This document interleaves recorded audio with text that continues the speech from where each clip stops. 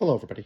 Today's review is going to be of the movie Plane from, I believe, yeah, 2 years ago now, I guess. So I did go to see this in theaters, and again, if I have done a review of this in the past, I honestly don't remember it. But so we're doing a review of it now. Again, I did have quite a few photos from my old phone transferred to my new phone through my iCloud. So if I did, again, if I've done a review of this in the past, it is what it is. I'm not going to even scroll back to check because it feels new to me anyway. So I did give this movie an 8 out of 10. Um, and again, I'm going to go back through like my DVD and Blu-ray collection eventually too, and probably do a review of some of the movies I've done in the past anyway, because I feel like I'm much more established in, the reviewing thing anyway now as a compared to how I used to do it. Oh my God, like 10 years ago, I think.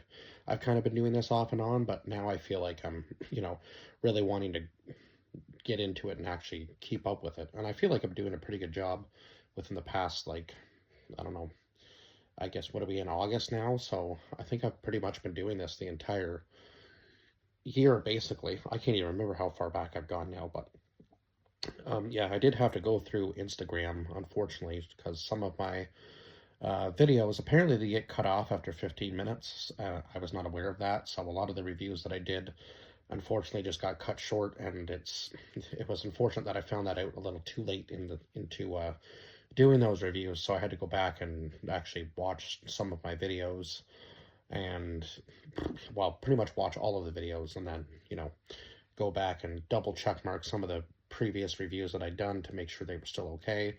And yeah, most of them were fine. Most of them are under the 15-minute mark, but some of them, unfortunately, I talked for longer than 15 minutes, and they just got cut short, which is why I have to go back and redo some of them. But anyway, enough rambling, I guess, for the intro of this video.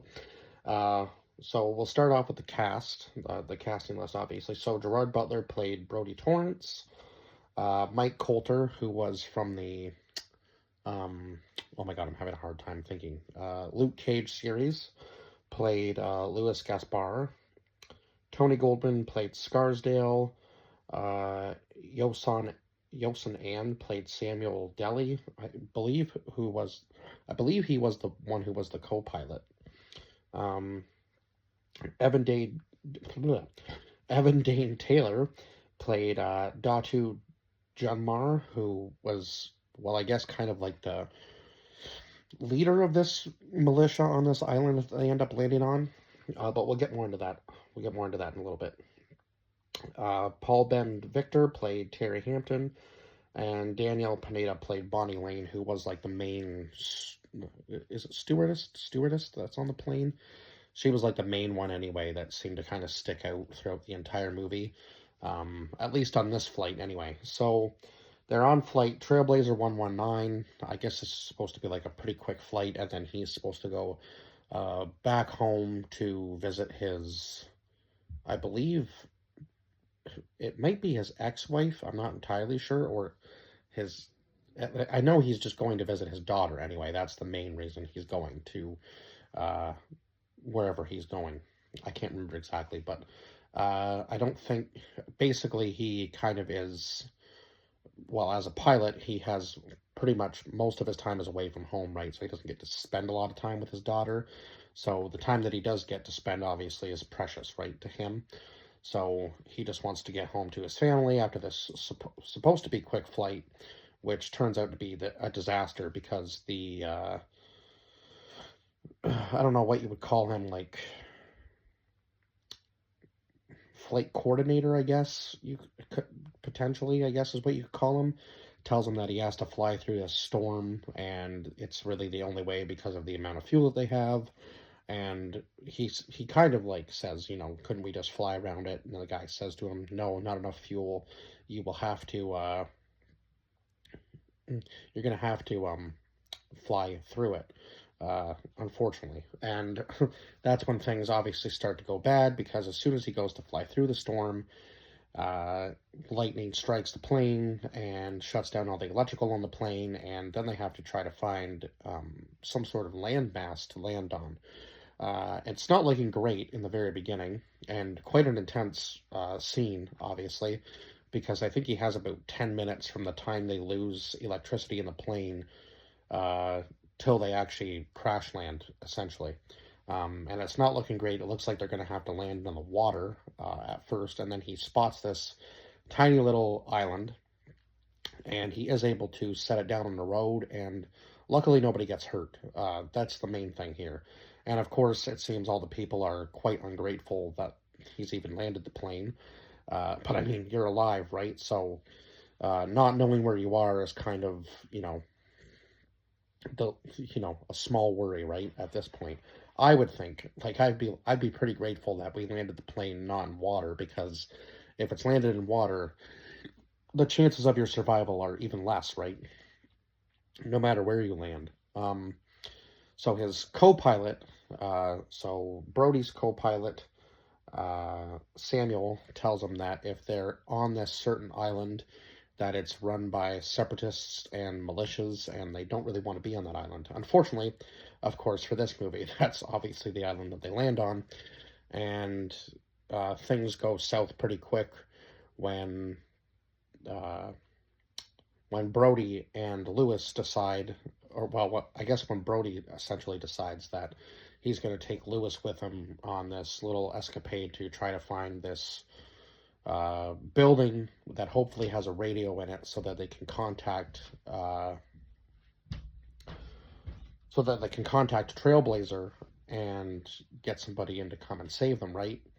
Now, Trailblazer seems to kind of ignore his call completely, and kind of push it off as like, it's, oh my god, it's a prank call sort of thing, because they've been getting prank calls, I guess, most of that day. And she says, can you give me your badge ID number? And of course he doesn't have his badge ID on him at that time. So and then the call cuts out, so he does the only other thing he can think of, and calls his daughter, which is fortunate that she picks up. And so I think what he does is tries to give her the coordinates. Now, obviously, she is going to call Trailblazer 2, most likely, and try to get a hold of them in some capacity. And at the same time, Scarsdale is setting up a team of uh, like operatives, like basically like a secret mission. They go in and try to save them, obviously before any so-called rescue team can come in and help. They're kind of like the first line of defense. So thankfully, they're all like ex-military guys, and that was honestly my favorite scene in the entire movie, where they come in and they're holding the militia off at the plane, and the sniper is using like armor-piercing rounds and just absolutely obliterating everybody through the vehicles. Just such a cool scene. I think even in the theater, when I was watching the movie, I was like on the edge of my seat during that entire scene, because it is a pretty intense scene. But that just is so awesome, watching that sniper just work his magic through the car, like being able to pinpoint exactly where the person's standing based on like the movement of their feet, and just like aiming up through the door or to the door, and then shooting through the car completely. It was just like the bodies were just like flying everywhere. It was an absolutely crazy scene anyway, to watch all that happen. And yeah, I think he probably killed the most and helped the most out of anybody that was there, because it seemed like everybody else was kind of like in the middle of that all, and just kind of shooting aimlessly. And I mean, sure, some people got a couple kills, but that sniper was really going off during that entire scene. Um, and they got really lucky at the end, because when they grabbed the RPG, I thought, oh no, this plane isn't going to make it off this island. They're going to get obliterated here at the end, and it's not going to be a happy ending. But they were able to make it off, and he was actually able to take out Datu with the plane tire before he could get the second RPG shot off, which is lucky. like I said, the ending scene was really intense, and obviously the whole entire like passengers, them getting captured, and you kind of saw exactly what had happened to anybody else who had been on this island. They had clearly been like executed after a certain amount of time being there. So yeah, not an island you'd want to be on, because Datu even says, like, once you're here, you're mine until I decide I don't want you around anymore, sort of thing. And yeah, you can tell that once he's done with you and nobody's coming to save you, as he thinks that that's what's going to happen here, right? Little did they know, obviously, that they care about this pilot a great deal. Obviously, he's been flying with them for quite some time, and they're not going to let him or the passengers, die in this situation. I don't know what other, like, travelers would have ended up on that island, or if it was just like another kind of, mishap where something else went wrong with previous people and they just happened to crash land there, sort of thing, like this situation. I suppose it is possible that, yeah, this wasn't necessarily the first scenario where somebody had to potentially land on the island or crash into that island and, was stranded there and then ended up being stuck, with these, militias and separatists. It's kind of crazy because even when the plane lands, he says it's not a military, like, Datu is totally, um, like, what am I trying to say here? He totally shrugs off it even being like a military plane, because he says that if it had been military, he would have already been informed by the other people that he's in contact with. So that's pretty crazy. Like, he has quite a strong pull, obviously, and some serious power, on this island, and it shows because people are just coming up and telling him, like, hey, this is what's going on, this is what I saw, this is where the plane landed, we need to go and, investigate this. And at first, it seems like maybe he won't hurt anybody and he's just going to kind of take them captive, or maybe kind of give them like a time frame of, like, here's what you need to do and you have this much amount of time to get off the island. But then, of course, he ends up shooting somebody, or one of his guys ends up shooting somebody. And I think, possibly, like, one of the main guys that was like his second in command was possibly his, I think, his brother or cousin, because at the end when he dies, he goes on a rampage, right? Like, he really wants to get after this plane, and he says, like, wake up the whole island, like, everybody needs to be needs to be, diverted to that plane, like, we have to take it down and have to kill these people now. So yeah, he obviously wasn't very happy about that, so I'm pretty sure that that person that was shot there first by the, military team that comes in was pretty important to him anyway. I think it might have been his cousin. Um, it could have even been his brother. I can't quite remember, so don't quote me on that for sure. But I think it was one of the two.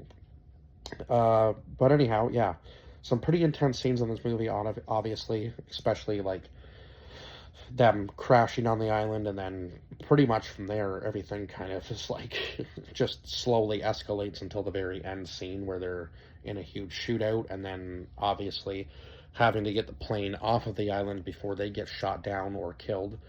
And, now the one character, Lewis, ends up going off on his own. He says that he can't go back, onto that plane, obviously, because if he does and he lands somewhere where he can be captured by police, they're just going to detain him again and arrest him for this supposed murder charge that he has on his record.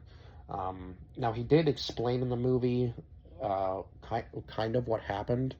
I can't remember the exact story, so I'm not even going to try that part, like, try to explain that part at all, but he does explain what happened, and it does kind of seem like maybe he was potentially, in the wrong place at the wrong time, like he said, about his story. So he may have even been framed for the murder, is kind of what I'm getting from that.